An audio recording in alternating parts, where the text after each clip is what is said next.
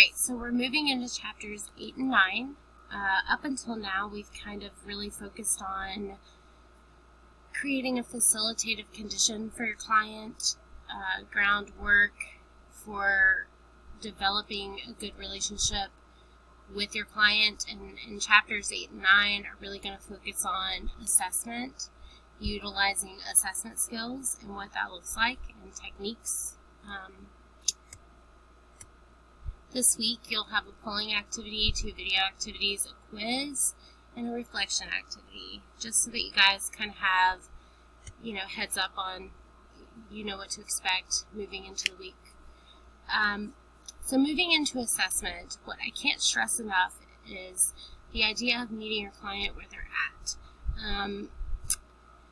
Your process of assessing a person who sits in front of you, you should never really have an expectation or a means to an outcome. So just allowing your client to be explorative and elaborative with you is going to help you generate the best tentative hypothesis on what they might need. You should always consider that can change. What you might gather in the first interaction with your client, or the second or the third, in your fourth interaction with your client, their needs might be completely different. So just be able to recognize that these hypotheses, based upon the information you've gathered, that those can change. Now, meeting your client where they're at, what does that mean? Meeting your client where they're at means allowing yourself to understand what their expectations are, what their interpretation of their problem is, and being, empathetic to that and being understanding of that. The way that we meet our clients where they're at is we create trust. So we're authentic, we're genuine. We also explain our expectations of them as they work with us, and we allow them to explain their expectations of us as practitioners, and what they expect of us, and what they expect to get out of their work with us. We need to be consistent. I put that in all caps. Being consistent is key. Being consistent from patient to patient or client to client. They talk to each other. If you work within an agency, for example, where I work now, a lot of the patients talk to one another. I have to be consistent with each patient to continue to maintain, what's the word I'm looking for, to maintain credibility as a social worker in my practice, so that there is no question from person to person that they know what to expect from me. I wanted to also touch on vicarious trauma this week. As we begin to assess our clients, we begin to set ourselves up for compassion fatigue, otherwise known as burnout. That's kind of what it's been called up until now, but now we refer to that as compassion fatigue and vicarious trauma. Vicarious trauma is being exposed to another person's trauma and kind of carrying that with you, taking it home with you, not being able to properly process what it is you've been through today and during your day. I say today, but during your day.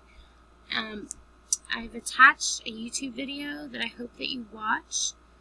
It really kind of encompasses the idea, and give it a watch. I wanted to also go over with you guys,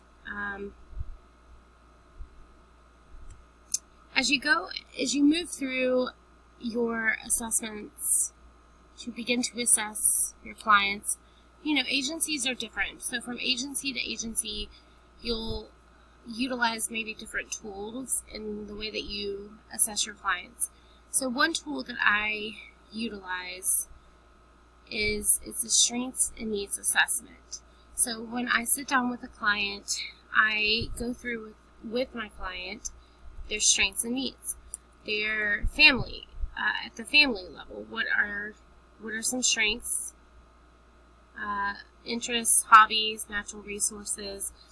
What's your religious affiliation? That's good to know. It's also in your assessment of clients, it's always helpful to understand what their religious affiliation might be, just to understand their culture a little bit more in depth. Cultural religious considerations impacting treatment. Example, cultural, I might consider, like I said, their religious affiliation. I might consider their ethnicity. I might consider how they were brought up, what their life was like as a child, what traditions that they had instilled upon them. Moving into life domains, what their physical environment looks like, living arrangements, physical health, social relationships, educational status, self-care, legal issues, mental health conditions. I try to encompass all of these topics in an assessment because it really gives me a holistic observation of the person in front of me. It really gives me what they call the holistic approach. You'll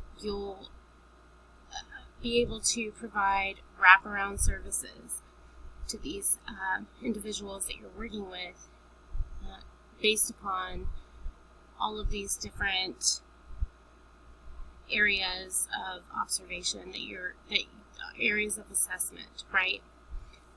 So, yeah, I wanted to share that with you guys tonight. Moving through here, let me see if there's anything else.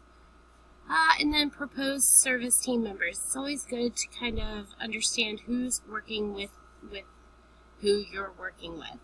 So when I'm talking to a patient, I like to know who their therapist is. I like to know if they're receiving medication from, a primary care physician. I like to know if they are involved in any kind of other service. For me, I work in addiction medicine, so I like to know if they're involved in AA or NA. I like to know if they have sober supports. I like to know if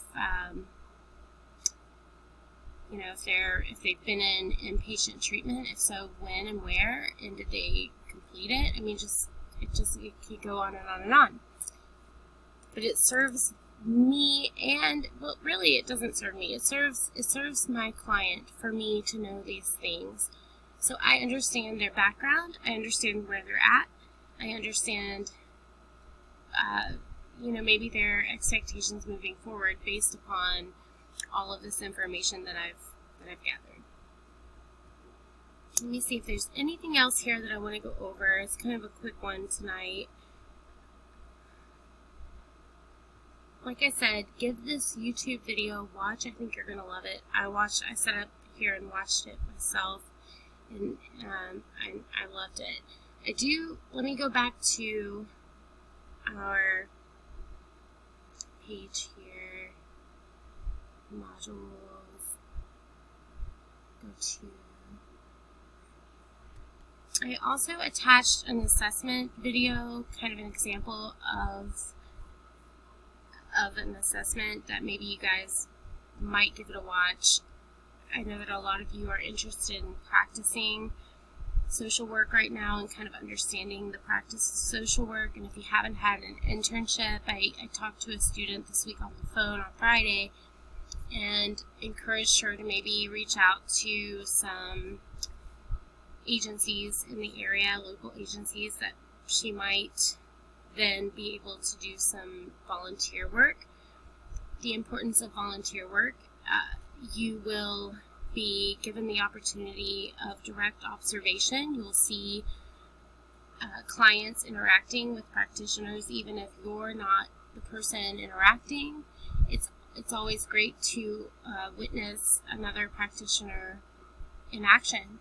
You know, you're going to gain experience even in that, even in that kind of situation. I told the student, I volunteered at the cold shelter of Northern Kentucky, and before I had a whole lot of experience, and they stuck me in a closet, and they told me to organize, the resource closet. And I'm like, really?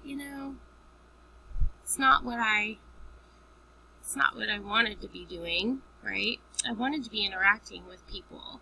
But in doing that, I did get to witness practitioners talking to clients, and I gained experience from that. So there's always experience to be gained, so long as you're open and flexible as to how you gain it. So I would encourage, you guys to start thinking about volunteer work if you have any extra time, or if you want some exposure in the field, because I think a lot of you wanted that exposure in this course, and unfortunately it's an online course. We're not meeting in person, and we're not able to practice in person here, but there is the outlet of volunteer work and research on your end, and I hope that you guys kind of take advantage, start reaching out to agencies if you're interested.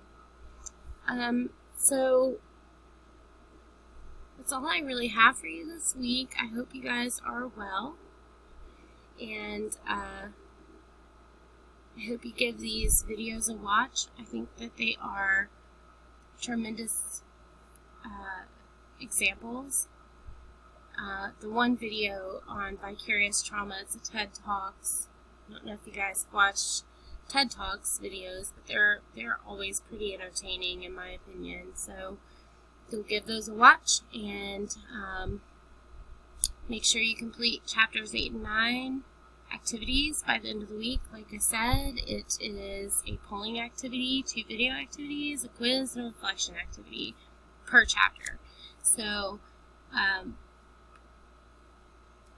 let me know if you have any questions, and I hope it's a beautiful week for everybody.